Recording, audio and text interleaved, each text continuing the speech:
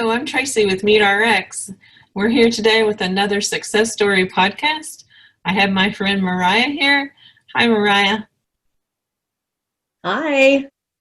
Thank you for coming. I'm excited to hear your success story. And can you begin Yeah, by thanks for telling? having me. Oh, yeah, for sure. Can you begin by telling me what life was like and your diet, what it was like before carnivore? Yeah, so sort of from when I had children, so my children are 9 and 8 now, up until sort of a year ago, I kind of just ate a really standard diet. I had a lot of trouble with bloating, so I often tried to reduce how much gluten I was having. But sort of towards, I don't know, 2 years ago, it didn't seem to matter what I was eating. Everything was making me bloat or put on weight. And although I was going to the gym sort of 4 times a week, every single week, I actually just kept getting bigger and bigger. It actually just kind of felt like it didn't matter what I was doing or what I was eating. There was nothing I could do about it. So although I felt quite fit and people were like, gosh, you work out a lot, and I was like going to the gym all the time, I just kept getting bigger and bigger, and that was really frustrating. I also struggled with anxiety for years, and it kind of just was how my brain would process everything all the time. So that with putting on weight was kind of, I don't know, taking over my life, I guess. So I kind of got to a point where I just wanted to see if there was something else that I could do, because it didn't feel, well, I mean, I could have lived like that forever, but I just kind of didn't. If there was a better way, I kind of wanted to know if it existed. But if I was stuck kind of being like that, well, so be it. That's kind of what I had given myself to. Okay, so were you just eating everything except gluten? I mean, sort of a normal diet? Yeah, I just had a standard kind of Australian diet because I'm in Australia. But yeah, it was just like a standard diet. I tried to have, vegetables and fruits and those sorts of things. And then I would have takeout with the kids maybe once a week. Yeah, and I just thought if I exercised enough that I would be quite healthy and, those sorts of things. Oh, okay. So how did you find out about the carnivore diet? So I happened to just stumble upon it because there was this. I follow Jordan Peterson, or I've followed him for a really long time, and he did this podcast with Joe Rogan, and I happened to just be watching it randomly, and he was talking about eating meat and how it really helped his mental health. So I really didn't start anything for weight loss at all. That's sort of like a side effect, if you will, from doing this. But he was talking about how it really helped his mental health, and I was thinking, geez, if there's a way to not be anxious all the time, I'd be pretty into giving it a go. And I kind of mulled over it for about 2 weeks. And during that time, I found ShawnBaker, I found Michaela Peterson. I did all this research about what it actually was, because I'd really never heard of it at all. Like, I just had never even considered it. It kind of seemed so left field. Like, if there could have been a bigger skeptic, it probably, I don't know, I just didn't think that something like this could be really great. But not Sean, well, he talked about it too, but Jordan was just saying how great it had been for him, that I just thought, what's the worst that could happen? I just don't do it if it's not good. Right, right. So how did you implement it, and did you have any difficulties in the beginning? I just kept it so simple because I'm not big on counting things or organizing stuff particularly well. I just went, Michaela Peterson sort of talked about like a lion diet where it's pretty much just beef, salt and water. And I started with that, but I kept tea in. I just like to drink tea. So I did that, and I did that for 12 weeks. I decided 3 months was what I would give myself to kind of just, it wasn't good, I wouldn't keep doing it, but I felt like that was the simplest way to do it. As far as side effects, most people know that you just don't trust a fart right at the beginning. That's just, there's some transitional problems with the bowels, I think, but that only happened to me once. So I count myself quite lucky in the sense that was like one transitional problem. And I had a day where sugar cravings were really intense and I just went to bed. But that was only one day. I know a lot of people have it much worse, and they have oxalate dumping and all sorts of things like that. So I don't think that I had any of that. Oh, okay. So you had a pretty mild then transformation. It seems Yeah. like. And how long did that last? Was it about a month or? Yeah, like, I don't know. The thing is, because honestly, in one day, I had no anxiety. I don't think I even noticed any of the other stuff, because I remember taking a video because I wanted to document how it was going. And I'd gotten home from work. And normally what I would do is I would spend about 40 minutes processing every conversation I'd had, what people thought of me, something stupid I'd said, which often happened. Like I would do that whilst doing all my other stuff. This is what my brain was doing. And I'd been documenting it, and I was thinking, I'm not thinking about anything. Like my brain was just so silent. So I'm not even sure that I didn't have many more symptoms, but I think I was just so excited to not have anxiety that I didn't even notice if there were other problems. Like that was just so relieving. The fact that my brain wasn't overthinking all the time and worrying about everything, that I didn't really even care if there were other problems. Like they kind of became negligible. Wow. So it kind of leveled you out then. Yeah. Yeah. So, and you've been carnivore for how long? For 12 months. So 12 months, and don't think I'd ever really change, because why would I go back, really? Oh, okay. That's great. And how did all your conditions improve? Did you have other things that you noticed that improved?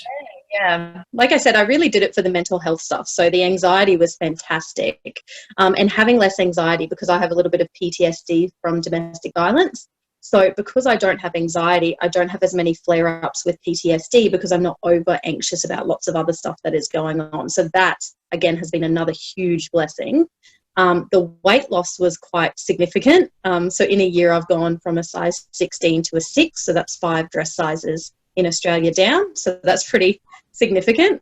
I also used to get a lot of adult acne. Now I don't really get much adult acne at all. I have clearer eyesight. I have better teeth. Like all these sort of weird things that I didn't know that would happen, that just kind of happened. I have less cellulite, I guess, because I'm a lot smaller now than I was as well. So that's a nice little side effect to that. And my mood and my energy are just so stable throughout the day. Like I know that people might finish a day of work and they're like, oh, I'm so exhausted. I tend to actually get this thing where I like spiral up. So I get more energy, which is kind of, I honestly feel like, and I say to these people, it feels like I'm like a teenager. I don't know, if I just get more energy as the day goes on. I play a lot of tennis, and like as I'm playing more and more, I get more and more energy. It kind of cycles on top of itself. And I do a lot of hiking and running, and I just feel like, honestly, I have the energy of like when I was a teenager and super fit. But now I'm 35 and super fit, so it's kind of nice.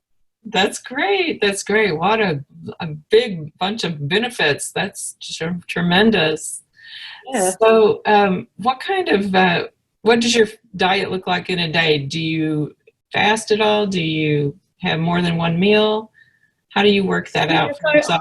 I'm a little bit sporadic, and I think what I did first was I let my body heal over those kind of 12 weeks where I kept it really simple. And then after 12 weeks, I just gradually did it, like I would just add some extra things in to kind of see how they would go. And then I just stopped wanting to. So now I eat predominantly beef. I'll have lamb sometimes too. I eat a bit of bacon. I will have butter. I will have eggs. Eggs I added in probably at the 6-month mark, because I know they can be an allergen to people, and I just didn't want to. I don't know, I kind of looked at eggs and just didn't want to eat them.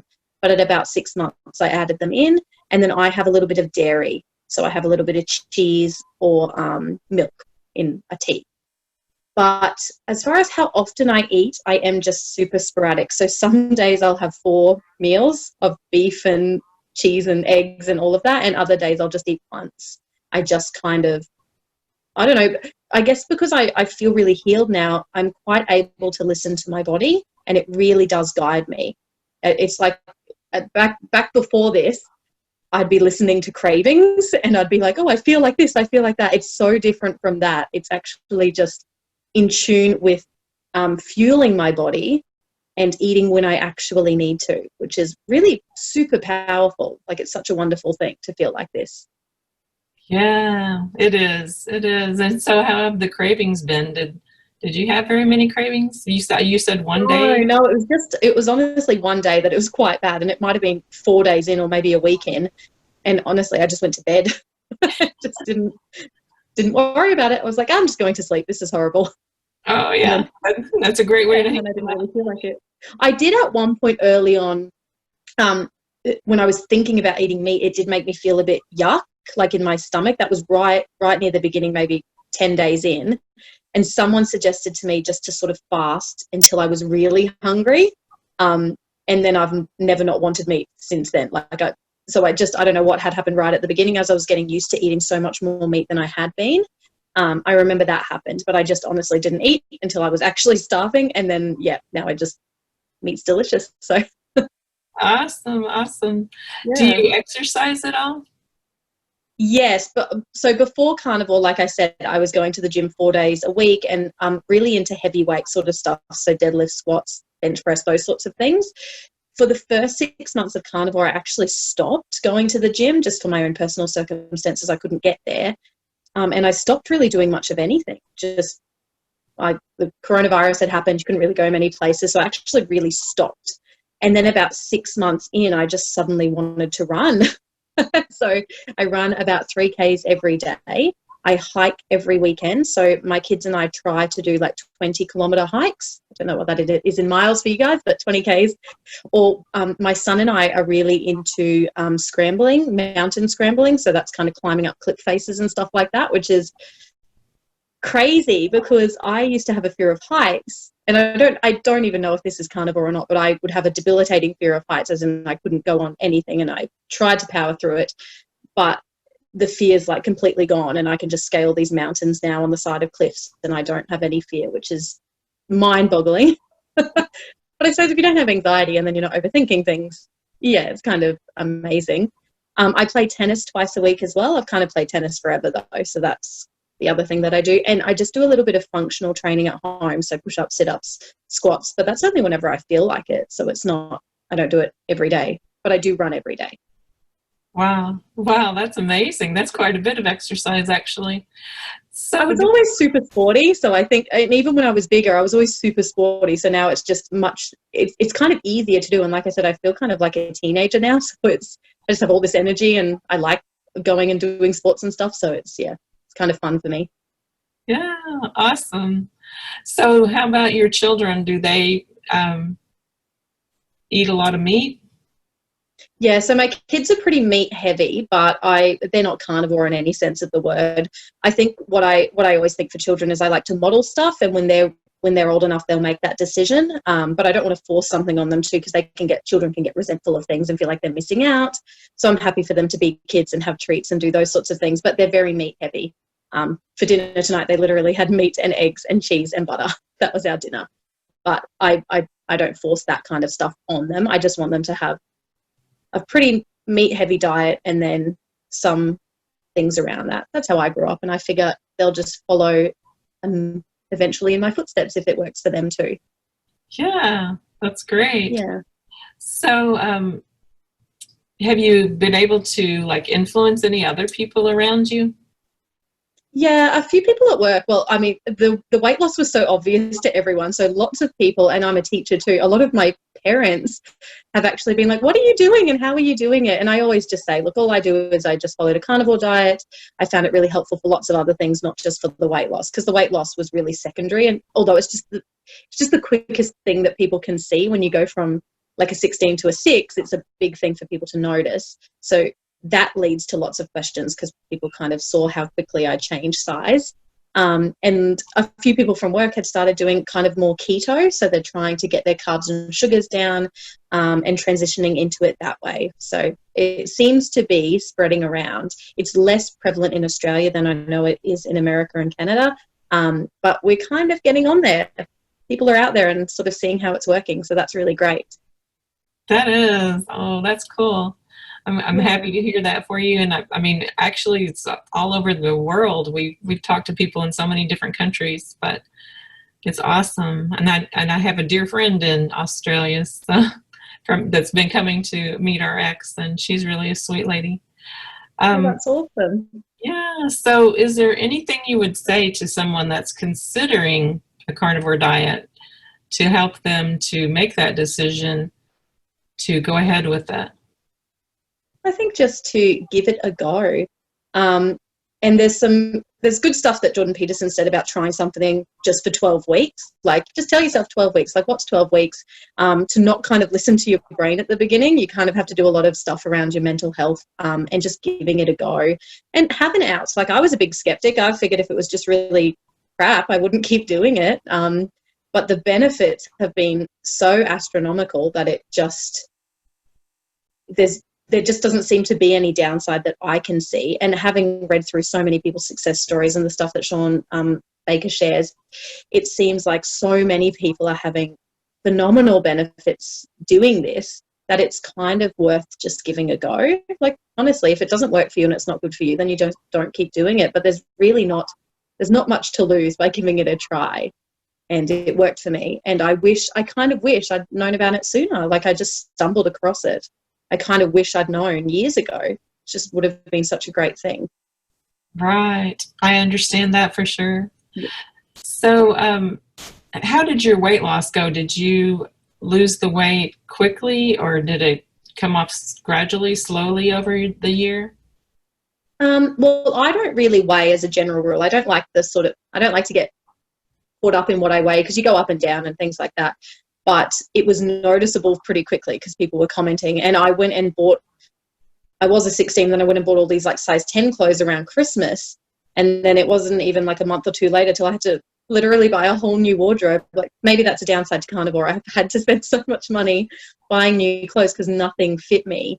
But it kind of happened quickly. What I did notice maybe around the February, probably when I just started exercising too, I'd gotten quite thin. Like, I didn't really have any bottom left, I just kind of stripped me of all of my weight. And then I started running and doing the functional training, and I was able to get a bit of my shape back, which I like. Like, I like to have a little bit of being fit and having my muscles and those sorts of things. But it kind of came off pretty quickly for me.